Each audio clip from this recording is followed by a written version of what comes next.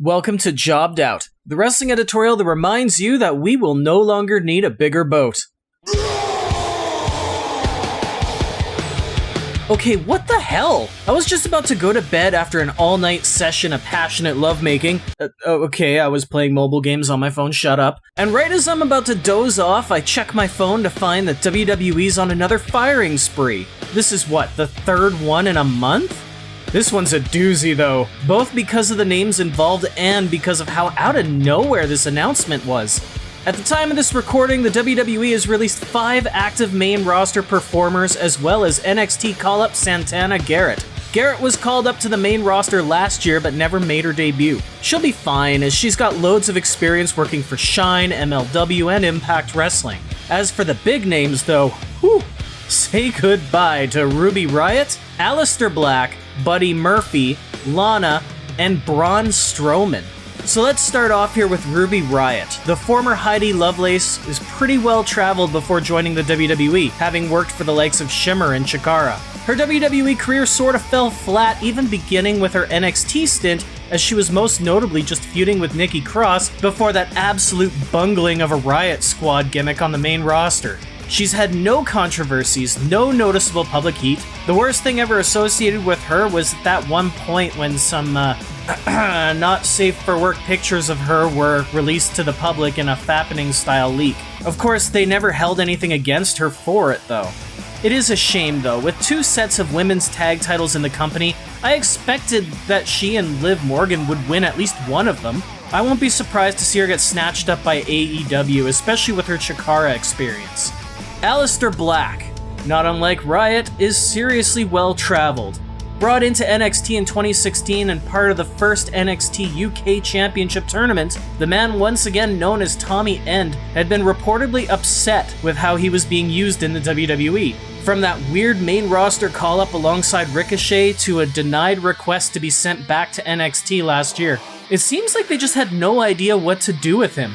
I mean, he just returned to SmackDown last month after a bunch of storyline vignettes and seemed to have been inserted into the Big E Apollo Crews feud. So much for that. The real-life husband of Thea Trinidad, or Zelina Vega for those WWE loyals, is probably the most likely in this group to prove to the WWE that they made a mistake in letting him go. And now for the names with little experience outside of the company. Buddy Murphy had been with the WWE since 2013, having never worked any known indie feds prior, and he was primarily known in NXT as a tag team competitor before going solo in mid-2016. In 2018, he joined the 205 Live roster after a storyline around him losing weight to qualify. From there, he won the Cruiserweight title later in the year, and would have lesser roles on both SmackDown and Raw before getting paired up with Seth Rollins and being a part of that awful Mysterio family storyline that went nowhere. Seriously, I've got no idea where Murphy goes from here, but the nearly 6 foot, 220 pounder has a look, he's agile, he can work, and as long as he can learn, he'll be able to get a job anywhere he wants. Lana. You guys remember her? At one point, she was supposed to be the next Sable. Then she spoiled a major storyline that was meant to push her to the moon by revealing to TMZ that she was engaged to the man she was supposed to be splitting from on TV, Rusev, known now as Miro. They did this whole storyline where she would win matches without winning matches, or she would get bullied by Nia Jax and put through tables on a weekly basis, because for some reason the WWE legitimately thought that making fans believe that this woman can't wrestle would somehow get her over. Oh, and there was the whole Bang Energy thing that led to the ever-so-popular policy on third-party partnerships. I think we all know where she'll land if she decides to keep wrestling. Last but not least, Braun Strowman.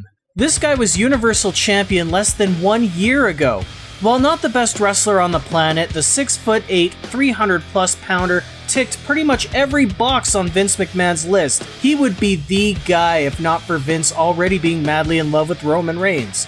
This is the biggest shocker amongst the releases. There's been no public word of him ever asking for a release, no scandals or publicly known issues that would lead people to think he's in the doghouse, except for that one time when he used the words title shot instead of championship opportunity.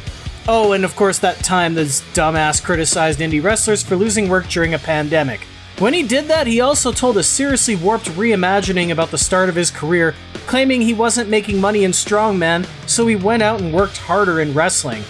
Truth is, he was spotted and scouted in strongman and offered a contract where the WWE would pay him to train and learn to wrestle.